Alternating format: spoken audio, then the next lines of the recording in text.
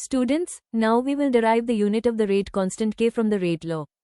This derivation is very important for board exams, so listen carefully to every step.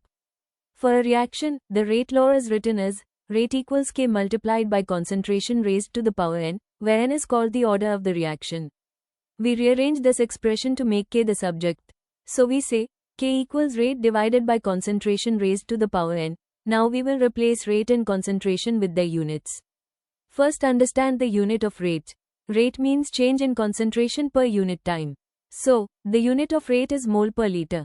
Next, the unit of concentration is mole per liter. Now substitute these units into the expression for K. So we say, K equals mole per liter divided by mole per liter whole raised to the power n. Now we simplify this step by step.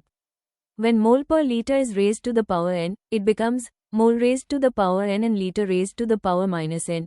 Now we divide the units. When dividing quantities with the same base, we subtract the powers. So for mole, power becomes 1 minus n, for liter, power becomes n minus 1. And second remains with power minus 1.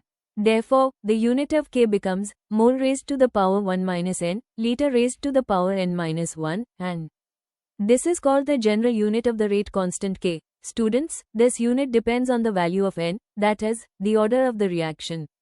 Now let us apply this general result to different orders. For a zero-order reaction, put n equal to 0 in the general unit. The unit becomes mole per liter. For a first-order reaction, put n equal to 1.